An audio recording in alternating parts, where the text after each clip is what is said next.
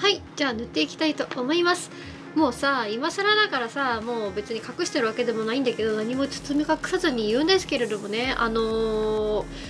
れですよ。この動画を結構時間経ってます。これを塗ってから。っていうのも、この時に関しては、教科書で塗ったやつだったから、もうだいぶ経ってんだよね、時間は。だから私もさ、今さ、で台本も作ってないんですよ、最近。最近とかもここずっともう作ってないんですけれども、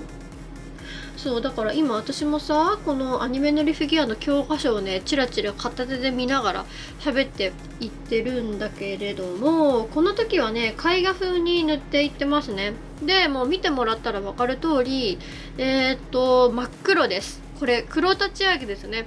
なんかさ、塗りの技術的な話になってくると、こうやってね、塗装する時って最初にね、リペイントであろうがなかろうが、こうサーフェイサーっていう下地塗料みたいな下地的なものをね、塗ってから拭いてからね、色をのせ始めるってことは結構あるんです。でそのサーフェイサーの色もね、たくさんあるんですよ。こういう真っ黒のものだったりとか、まあそうだな、白とかピンク系とかいろいろあるんですけれども、もちろんね、どういう色を重ねていくかとか、最終的にどういう色に持っていきたいかによって、そこからそのサーフェイサーの色っていうのも決めたりとかできるんですけれども、私の場合はね、なんか極論ね、そうだな、絶対的なルールは今のところないですね、正直言って。これは私が油絵を描いてた時から変わんないかもしれない。いわゆる、具体的な塗料名言ってもほとんどの人が分かんないと思うから分かりやすいところで言うと、なんかブラウン系のね、絵の具で下書き的な色をね、全体的に濃淡だけで表現していって、最終的に色味を重ねていくっていうやり方だったりとか、もういきなり例えば肌色だったら肌色をのせていくみたいな感じで、時と場合によって結構違ったかなみたいな感じなんですね。もしかしたら私が1年後とかさ、3年後とか10年後とかでやり方が変わってる可能性は大いにあるなと思うんですけど、なんか最終的にパターンが決まってくるみたいなのはあるかもしれないんだけれどもね、今のところはないです。で今回は黒立ち上げで塗っていってるって感じですね。で水性系塗料で今回塗っていってます。やり方としては絵を描いていくような感じですかね、一言で言うと。はい、こんな感じでこう色を少しずつ重ねながら塗っていってます。口で言ってもなんかちょっと難しいので、これに関してはもうなんとなく流れをこうやって映像で見てもらえたら一番分かりやすいかなと思うんですけれども、文章ベースだと本で書いてあるので、まだもし本を買ってなくてちょっと知りたいよってこの動画を通して思ってくれた方は、ぜひアニメ塗りフィギュアの教科書買ってみてください。はい、宣伝でしたちなみにね、この時なんだけれども、私12月だったかなに、秋葉原のあみやみさんね、多分フィギュア好きの方だったら知ってる方とかも多いと思うんだけれども、あみやみさんでイベントをやらせてもらったんですよ。この本の、出版イベントですかね。サイン会と写真を撮ったりとかさせてもらって、実はね、そこのイベント期間中1週間ぐらいね、これ飾ってました。だから直接見に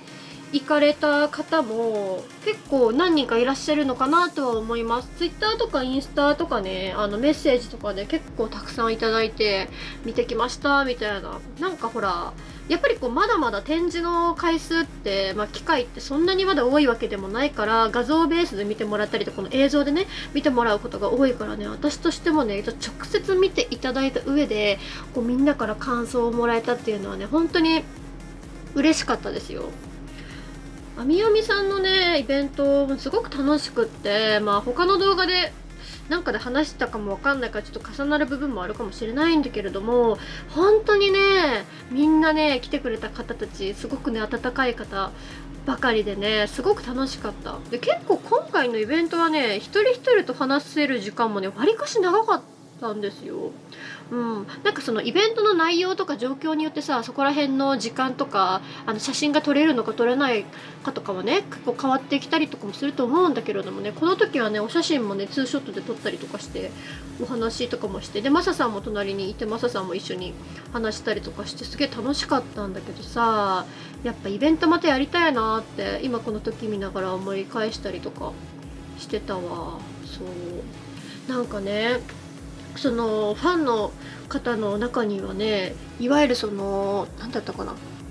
耳が聞こえないからお話ができないっていう方も来てくださったりとかしてね、こうメモ帳でこう筆談とかもしたりとかしてですね、やっぱそういう方とかも見てくれてるんだなっていうのが直接目で見て感じられたこともすごく嬉しかったし、やっぱりこうなんて言うんですかね、この作品の世界ってただ喋るだけじゃなくって、この目を通してさこう楽しんでもらえたりもしてるんだなとか、黙々と取り組むっていうところもあるじゃないですか、こういう作品作りってなると。なんかこう出来上がったものだけバンって見てもらったらわってなんか華やかな印象とかもあるかもしれないんだけど、こう塗ってる時って結構地味なんですよね。こう黙々と塗ってると言いますかね。ちょっとなんか話が脱線しちゃったんだけどさ、だからこの時もねこれどんぐらい時間かかったかな。でも実はねこの時やっぱ本のやつだったってこともあって、実はね納期がめちゃくちゃギリギリで、そう本当個人的なこっちの話なんですけど、結構ギリギリで割とぶっ通しで塗ったから期間的には実はあんまかかってないんですよ。そうだけどこれなんかそんなちょって塗れる感じでもなかったからね、結構集中して一気に塗りました。でこれはね実はね本の中でこの塗り方を載せるかすっげえ迷ってたんです。なぜならさ、この本って一応アニメ塗りフィギュアの教科書っていうと、いわゆるみんなが想像するパキッとしたシンプルなセル画風の塗りじゃないじゃないですか。だからこれ結構難易度高いんですよ。やってみたら分かると思うんだけど、意外と難しくって、こういう塗り方って慣れてないと。そうだから載せるか迷ったんですけど、一応番外編として絵画風に塗るっていう項目でやらせてもらいました。理由としては私の中でアニメ塗りってなんていうかな、フィギュアを塗るっていう行為自体があんまり縛りを設けたくないっていう思いでやってるんですよ。これはこうだからこうだとか、こうしなければならないとか、ルールがそもそも嫌いな人間なんで、極端なこと言うとね。そうだからこういうアニメ塗り系のこのジャンルの中でも自分がやりたいようにやるとか、あんまりとらわれすぎずにね塗ってもらいたいっていう気持ちが結構強かったから、いわゆる最初の入り口はね、こう例えば何かをこう模倣して、何かのこう作品はね模倣して塗っていくとか、ある程度ルールがないと基準がないから難しい部分とかがあると思うんだけれども、そこから最終的にはなんかこういう風にちょっと絵画チックに塗ってみたりとか、作風に合わせてこういろんな挑戦をしてみるみたいな、要は結構表現の幅って広いんだよっていうことがより多くの人に届けたかったので、あえて載せました。そうですね、だから難しいなっていう部分も多いのかなとは思ったんだけれども、このね塗り方一つでこんなにね見え方が変わるから面白いんですよね。だって北斗もさ、実はさ前も塗ってるから見たことある方いると思うんですけど、例えばほら前塗ったラオウとかね、あれは結構バキッとしたいわゆるアニメ塗り的な塗り方じゃないですか。だってこの時だってそういう塗り方することも変な話できたわけじゃないですかね。だからそこも踏まえて今回のリペイントはどういう風にしようかなっていうところを考えるところからね、こうすごく楽しいですからね。今回のこの時はだから絵画風的な感じで塗りましたけど、実はね私この塗り方すごく好きなんですよ。若干前載せたねチャイナドレス着てる女の子で、ちょっとあれはリアル系のフィギュアなんだけれども、塗り方とかなり通じてる部分があってね、ああいう塗り方は私すごく好きだから、機会があったらねまた今後もやっていくと思いますので、こういう塗り方もやってみたいよっていう方はね是非参考にしていただいてね、挑戦していただけたらなと思います。すぐ噛んじゃったんだけど、そうこういう感じでね結構薄くねこう色を重ねていったりとかして自分の好きな塩梅でやめたりとかもできるからね、すごい楽しいんですよね。マスキングテープを外して、このフィギュアもともとすごくいいフィギュアだから、もう見てもらったら分かるようにこの支えとなってるこの台座の色味もめちゃくちゃいいんですよ。こことかは全くだからいじってません。あくまで時本体を塗って仕上げていってますね。はい、こんな感じで完成です。時なんだけれども完成いたしました。お疲れさんでございました。はい、もったいぶらずに見せたいと思います。はい。こちらになります。いやもうね本の方が先にもう出てるから、そうだよね。もう知ってるよって方はいると思うんですけれども、映像で見るともこういう感じで仕上がりました。はいはい。割とちょっと渋めな感じになったんじゃないかなと思います。そうだね。でもやっぱこの塗り方結構好き、番外編の。私も好きなんだ、この塗り方は。かっこいいよね。なんかちょっと絵画風って言っても、いろんな塗り方があって、まあ正解はないからね。そう正解で実はねあんまり時間もかかってないんだけど、結構ね私的には好きだよ。時っぽさというかさ、この表情がさ、なるほどね。結構目とかさやりにくかったんだけど、かなりちっちゃいよね。そう私さ別にさミニ専門の人じゃないからさ、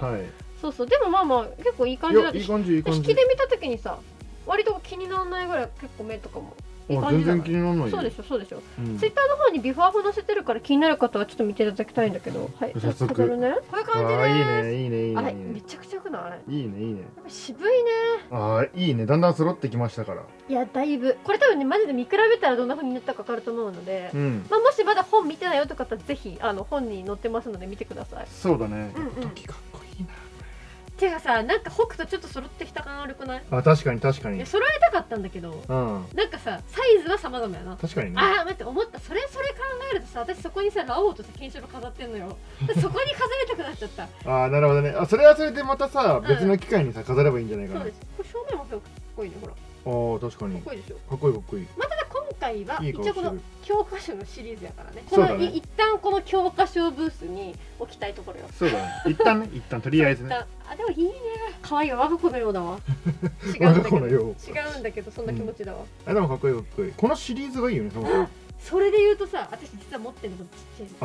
い。そうだね。超ちっちゃいの持ってるのこれ。前サブチャンで紹介したかもしれない。紹介した。飾ってんだけどね、あっちにね。っていうことです。この塗り方もアニメ塗りではないと思うんですけれども、塗りの幅の広さっていうところがね多分伝わるかなって思うので、皆さんやってみてくださいぜひ。はい。はい、ということで今日も最後まで見てくれてありがとうございます。また次の動画でお会いしましょう。バイバイ。